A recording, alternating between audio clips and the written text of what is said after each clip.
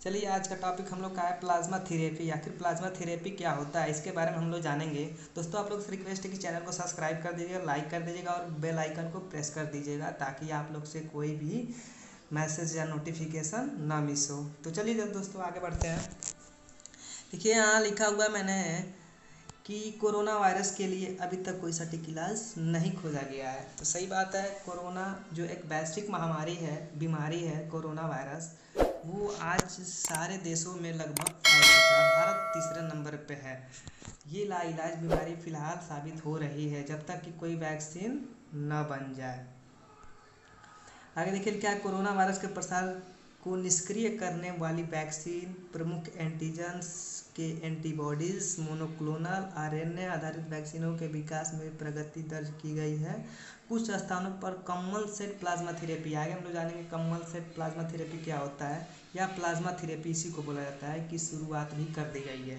ठीक है, देखिए मैं प्लाज्मा थेरेपी के बारे में थोड़ा सा बता दे रहा हूँ आप लोग को क्या होता है प्लाज्मा। देखिए प्लाज्मा थेरेपी वो होता है कि मान लीजिए किसी व्यक्ति को कोरोना वायरस हो चुका, ठीक है, वो व्यक्ति कोरोना वायरस से जूझ के मतलब लड़ चुका और विजय प्राप्त कर चुका है, मतलब उसको कोरोना वायरस ठीक हो चुका है। तो उस व्यक्ति का क्या किया जाएगा, प्लाज्मा निकाल कर जो जिस व्यक्ति को हुआ है उस व्यक्ति के ब्लड में प्लाज्मा को इंजेक्ट किया जाएगा। तो वो ब्लड उसके शरीर में क्या होगा, एंटीबॉडीज बनेगा जो रोगों से लड़ने की क्षमता प्रदान करेगा और उस व्यक्ति का भी कोरोना वायरस जो है वो ख़त्म हो जाएगा, यानी वो भी व्यक्ति सही हो जाएगा। आगे हम लोग सारे जानकारी प्राप्त करेंगे कि आखिर होता क्या एक्चुअली। तो इसमें देखिए लिखा है फूड एंड ड्रग एडमिनिस्ट्रेशन के अनुसार पहले ही कई प्रकोपों जैसे सार्क H1N1 और मार्स कोविड प्लाज्मा थेरेपी का इस्तेमाल किया जा चुका है। जैसा कि कोविड-19 सार्क कोविड के समान हो सकता है कि प्लाज्मा थेरेपी प्रभावी और सुरक्षित साबित हो। पहले भी बीमारी रहा है कि सार्क कोरोना वायरस है, जैसे H1N1 है, ये सब वायरस के नाम हैं। साथ ही कहा कि प्लाज्मा थेरेपी को सही इलाज के रूप में साबित करने के लिए अधिक नैदानिक परीक्षण की आवश्यकता है। ये जो FDA है, फूड एंड ड्रग एडमिनिस्ट्रेशन, इन्होंने कहा है कि हो सकता है प्लाज्मा थेरेपी क्या एक वरदान साबित हो कोरोना वायरस के लिए, क्योंकि सार्क कोविड है, H1N1 है, मार्स कोविड है, इसमें प्लाज्मा थेरेपी काम किया जा चुका है और सक्सेस रहा है। तो इसलिए ये कह रहे हैं कि हो सकता है कोरोना वायरस या कोविड-19 के केस में भी क्या काम कर जाए। आगे जानते हैं।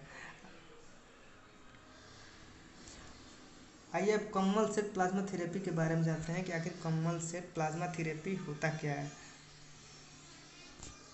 देखिए जब रोगजनक हमारे शरीर पर हमला करते हैं, यानी जब कोई बाहरी इंसेक्ट या हानिकारक जीव हमारे शरीर पर क्या करता है, हमला करता है, तो हमारा इम्यून सिस्टम पर काम करना शुरू कर देता है। जो हमारी प्रतिरक्षा तंत्र है वो क्या करती है, काम करना शुरू करते हैं। जब भाई कोई दुश्मन हमारे शरीर में घुसेगा तो हमारे शरीर में जो इम्यून सिस्टम है, प्रतिरक्षा तंत्र है, वो भी क्या होगा, एक्टिव हो जाएगा। क्यों, उसको लड़ने के लिए और संक्रमण से लड़ने के लिए प्रोटीन निकालता है। देखिए आया क्या, संक्रमण यानी जो संक्रमित जीव है उससे लड़ने के लिए क्या प्रोटीन निकालता है। इन प्रोटीनों को एंटीबॉडी के रूप में जाना जाता है, उसी को कहा जाता है क्या, एंटीबॉडी। वही हमारे शरीर में होता है।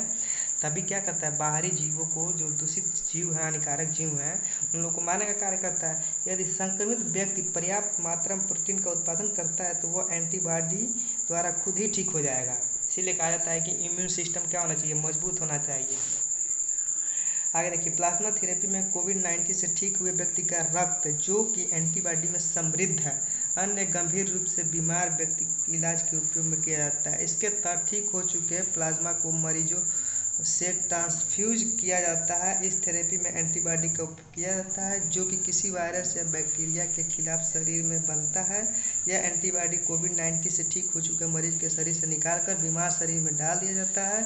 मरीज पर एंटीबॉडीज का असर होने पर वायरस कमज़ोर होने लगता है। इसके बाद मरीज के ठीक होने की संभावना बढ़ जाती है। अभी मैंने बताया सारी बातें आप लोग को कि क्या जो मरीज ठीक हो चुका होता है इस बीमारी से, क्या उसका प्लाज्मा निकाल के जो रोग ग्रसित होता है उसके ब्लड में क्या प्लाज्मा को इंजेक्ट कर दिया जाता है, तो उसमें एंटीबॉडी बनाने की शक्ति आ जाती है और वो व्यक्ति क्या होता है, बीमारी ठीक हो जाता है, उस रोग से ठीक हो जाता है।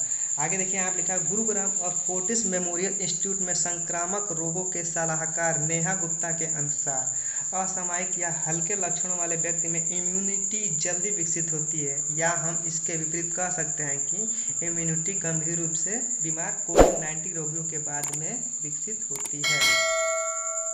डॉक्टर एक के शरीर के अनुसार प्लाज्मा एवं कंपनसेट प्लाज्मा तकनीक काफ़ी पुरानी तकनीकी है, इसका दशकों से इस्तेमाल होता आ रहा है। उन्होंने यह भी कहा है कि हमारे पास कोरोना का कोई इलाज नहीं है, फिलहाल नहीं है, लिहाजा यह गंभीर कोरोना मरीजों के लिए मददगार साबित हो सकता है।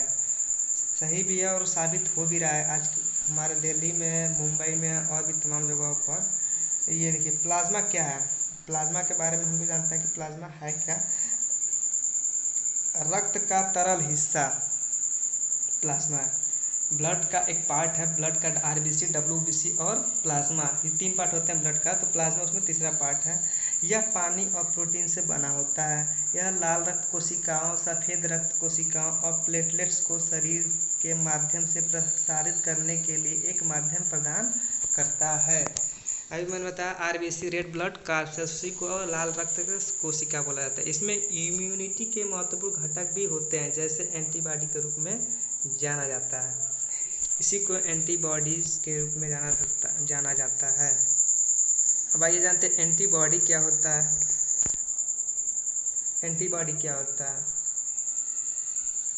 एंटीबॉडी हमारे शरीर में उत्पन्न होने वाला एक प्रोटीन है।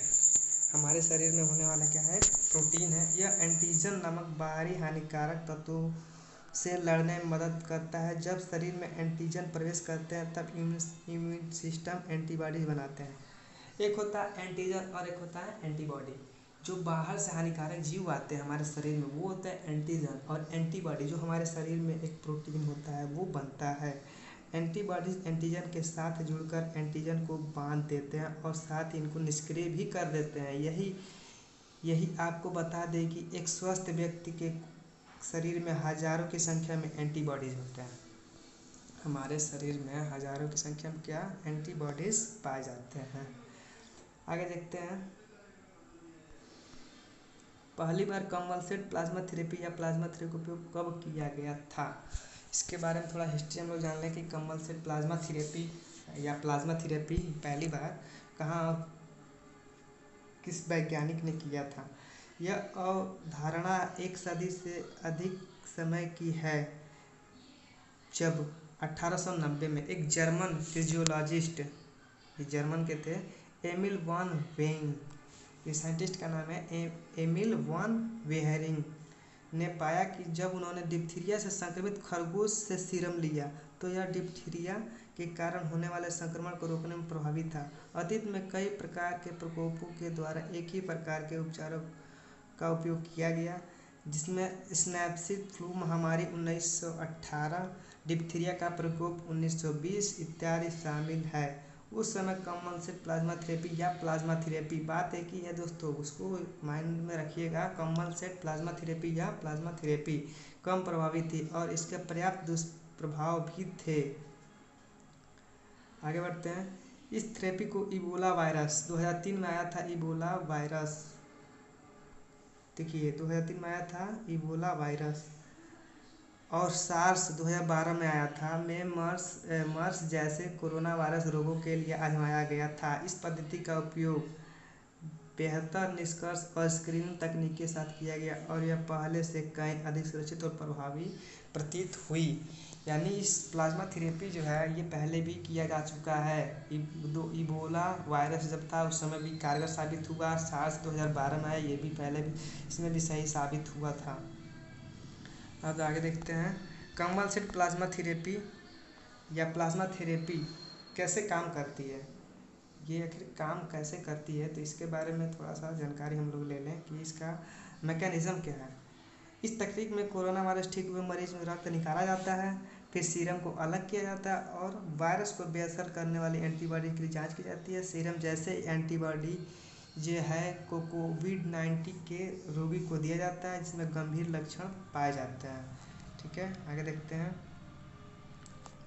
ह्यूस्टन मेथोडोलॉजिस्ट के अनुसार प्लाज्मा दान करने की प्रक्रिया में लगभग 1 घंटे लगते हैं। यानी प्लाज्मा जो डोनेट करता है तो वो 1 घंटे का प्रोसेस है, जैसे कि रक्तदान के दौरान लगता है। ऐसा कहा जाता है कि प्लाज्मा डोनर्स को एक छोटे उपकरण से जोड़ दिया जाता है जो प्लाज्मा को निकालता है, साथ ही साथ लाल रक्त कोशिकाओं को उनके शरीर में लौटाता है। यानी केवल उसमें से क्या प्लाज्मा को फिल्टर करता रहता है, बाकी जो आरबीसी और डब्ल्यूबीसी और प्लेटलेट्स होता है वो क्या होता है सारे शरीर में वापस करता जाता है। वही नियमित रक्तदान के दौरान डोनर्स को दान करते वक्त बीच में लाल रक्त कोशिकाओं की प्रतीक्षा करनी पड़ती है। प्लाज्मा के मामले में इसे बार बार दान किया जा सकता है, यानी कि सप्ताह में 2 बार प्लाज्मा दान किया जा सकता है।